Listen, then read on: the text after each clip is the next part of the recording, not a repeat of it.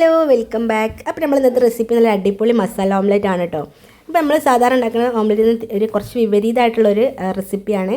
അപ്പോൾ നല്ല ടേസ്റ്റി ആയിട്ടുള്ള റെസിപ്പി ആയിട്ട് അപ്പോൾ എല്ലാവരും ഉണ്ടാക്കി നോക്കൂ.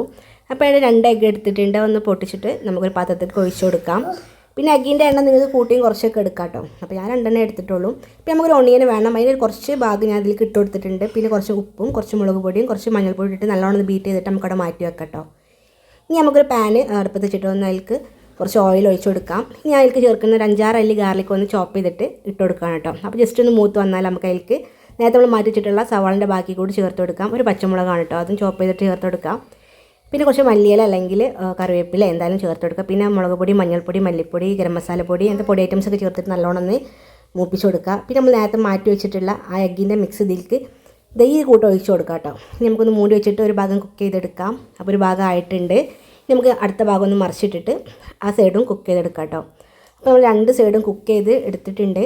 ഇനി നമുക്കിതാ നമ്മൾ ഓംലെറ്റ് റെഡി ആയിട്ടുണ്ട്. നമുക്ക് നല്ല ചൂട് ചോറിൻ്റെ കൂടെ തന്നെ അത് കഴിക്കാം കേട്ടോ. അപ്പോൾ ഈ ഒരു ഓംലെറ്റ് ഉണ്ടെങ്കിൽ നമുക്ക് വേറെ കറിൻ്റെ ആവശ്യമൊന്നുമില്ല. നിങ്ങൾക്ക് വേണമെങ്കിൽ അച്ചാറോ ഒരു ചമ്മന്തിയൊക്കെ കൂടെ കൂട്ടാം കേട്ടോ. അല്ലെങ്കിലും കുഴപ്പമൊന്നുമില്ല, നല്ല ടേസ്റ്റ് തന്നെയാണ്. അപ്പോൾ എല്ലാം മസാല ഒക്കെ ചേർത്തുണ്ടാക്കണതുകൊണ്ട് തന്നെ വേറൊരു വിപരീത ടേസ്റ്റാണ് കേട്ടോ. അപ്പോൾ എല്ലാവരും ഒന്ന് ഉണ്ടാക്കി നോക്കിയിട്ട് ഫീഡ്ബാക്ക് അറിയിക്കാം. അപ്പോൾ ഇത്രയൊക്കെയുള്ളൂ. നെക്സ്റ്റ് വീഡിയോയിൽ കാണാം. Okay, by.